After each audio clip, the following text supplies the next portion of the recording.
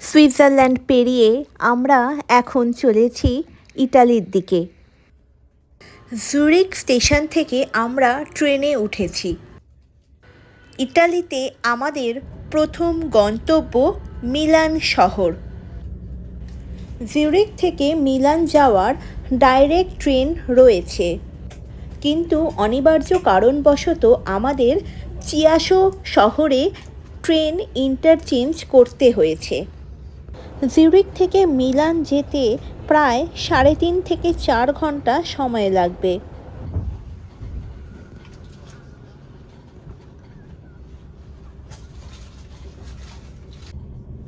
জুরিখ থেকে মিলান শহরে যাত্রাপথটি ভারী সুন্দর।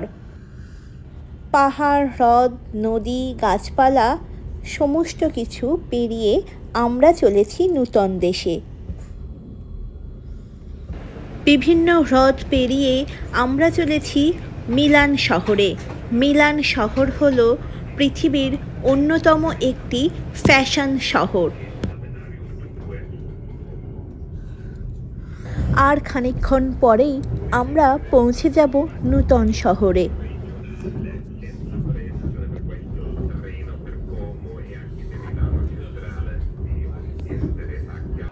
অবশেষে ট্রেন ইটালিয়া করে পৌঁছে গেলাম মিলান সেন্ট্রালে স্টেশন। স্টেশনে বিভিন্ন ধরনের মানুষের সমাগম দেখে বোঝাই যায় মিলান একটি কসমোপলিটন শহর। স্টেশন থেকে বেরিয়েই আমরা হাঁটা দিলাম আমাদের এয়ারবিএনবি অ্যাপার্টমেন্টের দিকে। স্টেশনের একদম কাছেই আমরা এই অ্যাপার্টমেন্ট বুক করেছিলাম। অ্যাপার্টমেন্টে ঢুকেই প্রথমে রয়েছে একটি বসার ঘর, তারপর রয়েছে একটি ছোট্ট লন, আর এই হলো আমাদের বেডরুম কাম ডাইনিং রুম।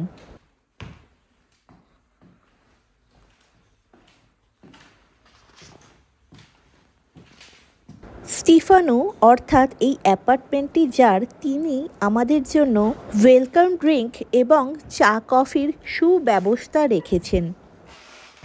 তাছাড়া রয়েছে microwave oven, trash box, plate, cup, চামচ, ছুরি, আর রয়েছে ইলেকট্রিক কেটেল। ঘরটির সাথে একটি ছোট্ট বারান্দাও রয়েছে। বারান্দা থেকে উঁকি মারলে ওই দেখা যায় স্টেশন। স্টার হোটেলের পাশেই আমাদের অ্যাপার্টমেন্ট অবস্থিত, তাই খুঁজে পেতে অসুবিধা হয়নি। ঘরটি সুন্দর সাজানো গোছানো, আর এই হলো পরিষ্কার পরিচ্ছন্ন বাথরুম।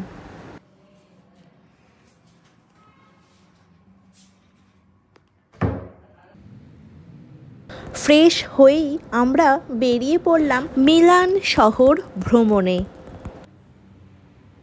ইটালির অন্যতম মেগা শহর এই মিলান। চারিদিকে আধুনিক বিল্ডিং, বিভিন্ন অফিস কাছারি রয়েছে এইখানে। এখানকার রাস্তাঘাটও চওড়া, সুন্দর, সুপরিকল্পিতভাবে তৈরি হয়েছে। শহরের রাস্তায় রয়েছে বিভিন্ন ধরনের গাড়ি।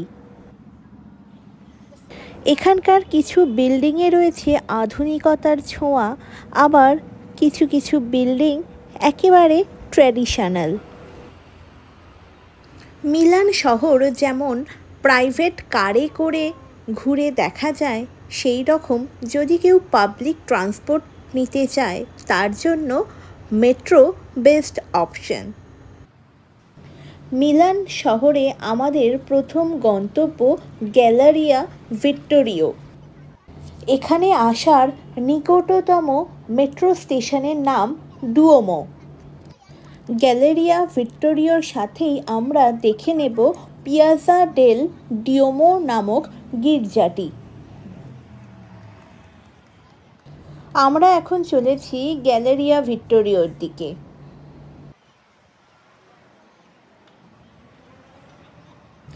এইটি হলো গ্যালেরিয়া ভিক্টোরিওর প্রবেশ পথ।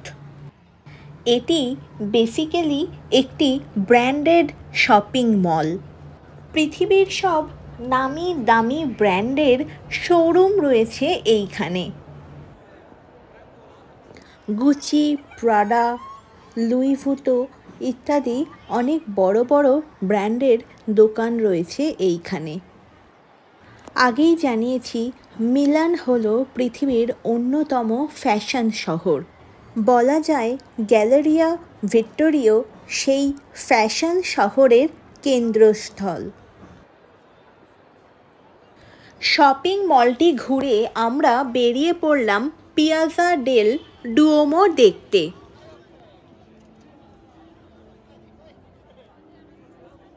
এই হলো সেই মিলান ক্যাথিড্রাল চার্চ, যার অপর নাম পিয়াজা ডেল ডুওমো। এটি মিলান সিটি স্কোয়ারে অবস্থিত। এই জায়গাটি হলো মিলান শহরের প্রাণকেন্দ্র। পৃথিবীর অন্যতম বৃহত্তম গথিক স্টাইল ক্যাথিড্রাল এইটি। বিভিন্ন সময়কালে এই চার্চটির নানা রকম রিস্ট্রাকচারিং ও রিনোভেশন হয়েছে। চার্চটির একদম টপ পয়েন্টে যে মূর্তিটি রয়েছে তার নাম গোল্ড ম্যাডোনা। চার্চের গায়ে কত সুন্দর সুন্দর মূর্তি আর স্কাল্পচার্স রয়েছে।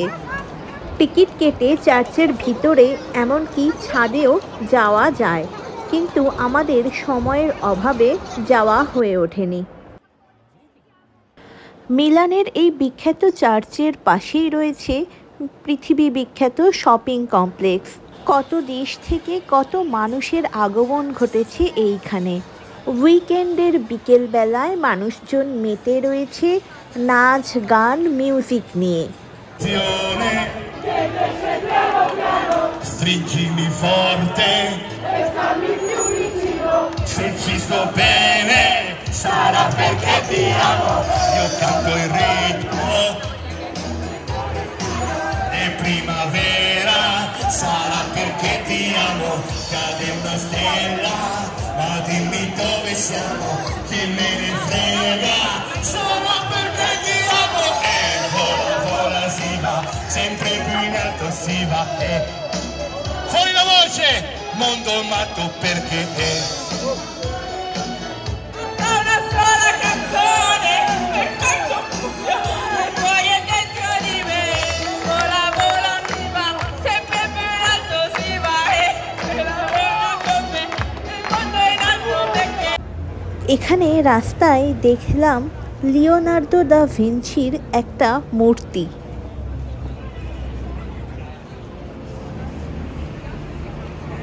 কলকাতা শহরের মতোই এখানে ট্রাম চলে। ট্রাম লাইন এবং ট্রামগুলি বেশ পুরনো। ট্রামগুলি ছোট, এক কামরার। ঘুরতে ঘুরতে একটা বসতি এলাকার চার্চে এসে পৌঁছালাম। এই পাড়ার স্থানীয়রা এসেছেন তাদের প্রার্থনা সারতে।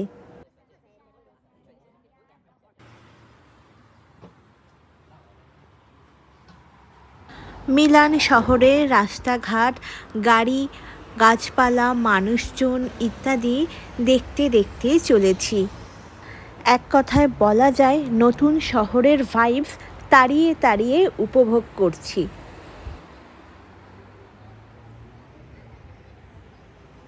এখানে দেখলাম জোয়ান থেকে বয়স্ক মানুষ অনেকেই সাইকেলে যাতায়াত করেন।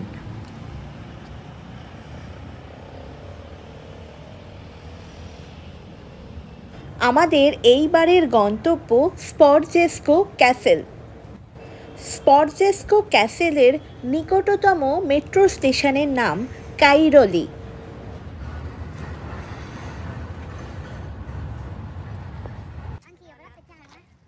আমরা এবার হাঁটতে হাঁটতে চলেছি ক্যাসেলটির দিকে। মিলান একটি অত্যাধুনিক শহর হওয়ার সত্ত্বেও শহরের আনাচে কানাচে ছড়িয়ে রয়েছে ইতিহাস। ক্যাসেলটির আর্কিটেকচার দেখে বোঝাই যায় একসময় এটি পরিখা পরিবেষ্টিত ছিল।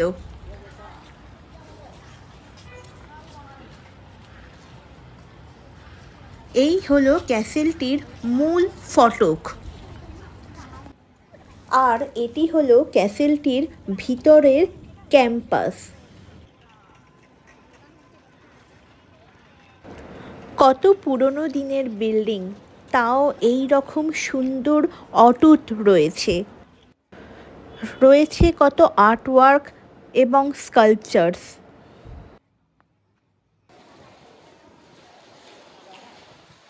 কিছুক্ষণ পর আমরা বেরিয়ে পড়লাম ক্যাসেল থেকে। ক্যাসেলটি থেকে বেরিয়েই দেখলাম একটা সুন্দর আর্টিফিশিয়াল ফোয়ারা রয়েছে।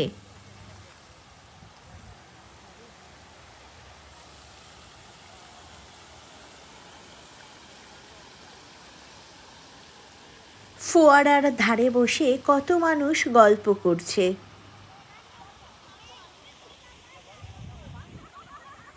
স্পর্জেস্কো ক্যাসেলের যে গেটে এই ফোয়ারা রয়েছে, সেই গেটের ঠিক উল্টো দিকে যে রাস্তাটি গেছে, আমরা এখন সেই রাস্তা বরাবর হেঁটে যাব।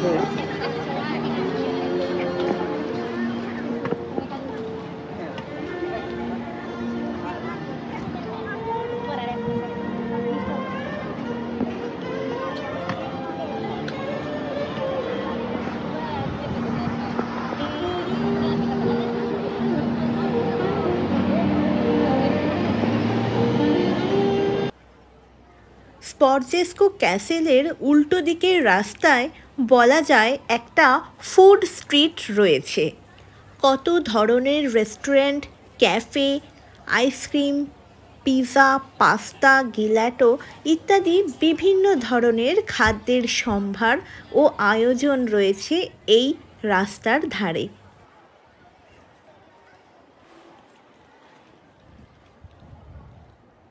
খাবারের দোকান ছাড়াও বিভিন্ন জামা কাপড়, অ্যাক্সেসরিজ ও অন্যান্য বিভিন্ন ব্র্যান্ডেড দোকান রয়েছে এই পাড়ায়।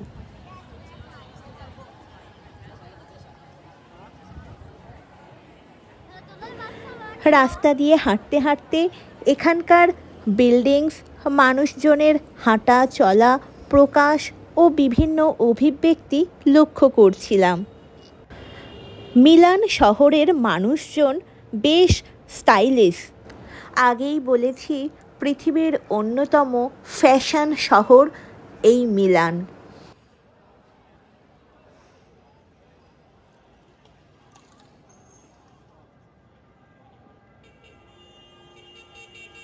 ঘুরতে ঘুরতে আমাদের খিদে পেয়ে গেছে। এখন আমরা একটু ইটালিয়ান পিৎজা খাবো। ইটালি দেশেই প্রথম পিৎজা তৈরি করা হয়। এখানে বিভিন্ন ধরনের পিৎজা পাওয়া যায়। কোনো দোকানে পিস হিসাবে বিক্রি হয়, আবার কোথাও ওজন হিসাবে বিক্রি হয়। এই দোকানে দাঁড়িয়ে দাঁড়িয়ে আমরা পিৎজা তৈরি দেখছিলাম। তারপর পছন্দ মতো পিৎজা অর্ডার দিয়ে আমরা বসে গেলাম খেতে। খাওয়া দাওয়া সেরে আমরা আবার চলে এসেছি স্পর্জেস্কো ক্যাসেল। এই ক্যাসেলের মধ্যে দিয়েই আমরা আমাদের পরের গন্তব্যে পৌঁছে যাব। স্পর্জেস্কো ক্যাসেলের সাথে রয়েছে এই মিউজিয়ামটি। মিউজিয়াম থেকে আমরা বেরিয়ে যাচ্ছি এখন। স্পর্জেস্কো ক্যাসেল থেকে বেরিয়েই রয়েছে একটি পার্ক। পার্কটির নাম সিম্পিওনি পার্ক। গাছপালায় মোড়া একটা সুন্দর পরিবেশ রয়েছে এইখানে। ছোট্ট ছোট্ট বাচ্চারা নিজের মতো খেলে বেড়াচ্ছে।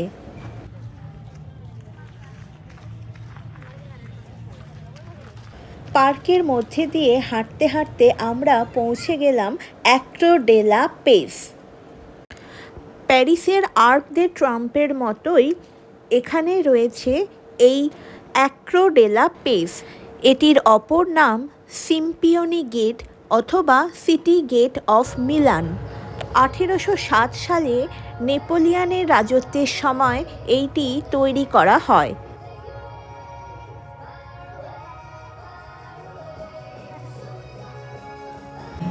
এইটি তৈরির মূল আর্কিটেক্ট ছিলেন লুইগি ক্যাগনোলা।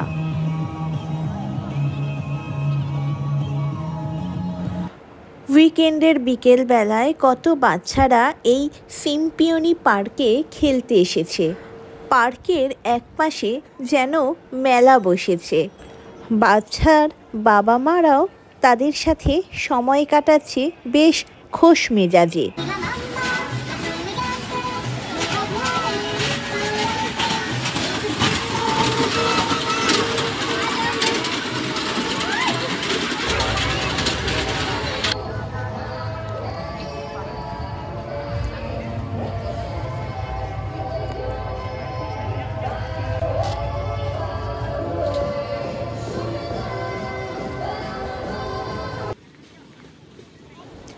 ঘুরতে ঘুরতে এখন একটু মুখরোচক খাবার খাওয়ার দরকার। এই দোকানে পেলাম সুন্দর সুন্দর নানা ফ্লেভারের আইসক্রিম, নানা রকম পেস্ট্রি, কুকিজ, সুইট টার্টস, ক্রসো ইত্যাদি।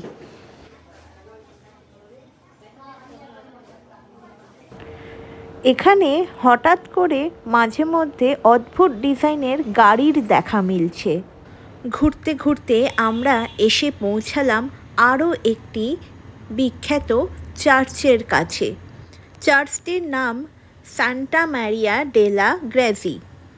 এই চার্চটির নিয়ারেস্ট মেট্রো স্টেশনের নাম ক্যাডোর্না। যে কোনো চার্চ বা উপাসনালয়ে প্রবেশ করলেই মনটা কেমন শান্তিতে ভরে যায়। 1463 সালে আর্কিটেক্ট গুনিফোর্তে সোলারি এই চার্চটির নির্মাণ শুরু করেন।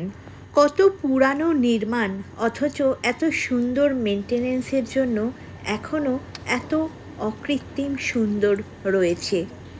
এখানে জানিয়ে রাখি, এই চার্চটি ইউনেস্কো ওয়ার্ল্ড হেরিটেজ সাইটের তকমা পেয়েছে। কত মানুষ প্রার্থনা স্বরূপ প্রদীপ বাতি জ্বালিয়ে রেখেছে। চার্চটির আর্কিটেকচার দেখছি আমরা মুগ্ধ নয়নে। যীশু খ্রিস্টকে প্রণাম জানিয়ে আমরা বাইরে বেরিয়ে এলাম। এইটি হলো চার্চটির বাইরের পরিবেশ। রবিবারের বিকেলবেলায় কত মানুষ এসেছে চার্চ পরিদর্শন করতে, প্রার্থনা করতে। মিলান শহরের আনাচে কানাচে কত সুন্দর সুন্দর বিল্ডিং রয়েছে।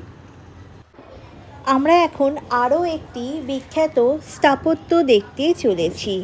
বাম দিকে যে বিল্ডিংটি দেখা যাচ্ছে ওইটি ইতালীয় স্টক এক্সচেঞ্জ অফিস। অফিসের সামনে রয়েছে the middle finger of Milan. এটি ফ্যাসিবাদের প্রতীকী। তৈরি করেছিলেন মৌরিজিও ক্যাটেলান। স্থাপত্যটির অফিসিয়াল নাম LOVE লাভ। ইতালীয় ভাষায় এল স্ট্যান্ডস ফর লিবার্টা অর্থাৎ স্বাধীনতা, ওডিও অর্থাৎ ঘৃণা, ভেন্ডেট্টা অর্থাৎ প্রতিশোধ এবং ই ফর ইটার্নিটা অর্থাৎ অনন্তকালীন। মিলানের এই বিখ্যাত বিল্ডিং দেখে আমরা আবার বেরিয়ে পড়লাম পরবর্তী গন্তব্যে।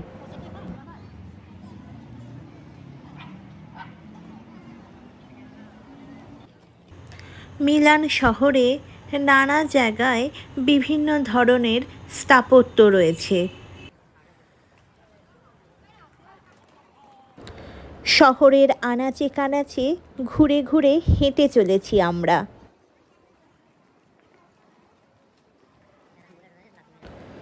এই শহরে মানুষজনের নানা রকম স্টাইলিশ ও এক্সপেন্সিভ গাড়ি থাকার সত্ত্বেও শরীর ঠিক রাখতে অনেকেই সাইকেল ব্যবহার করেন, সাইকেল রেসে অংশগ্রহণ করেন।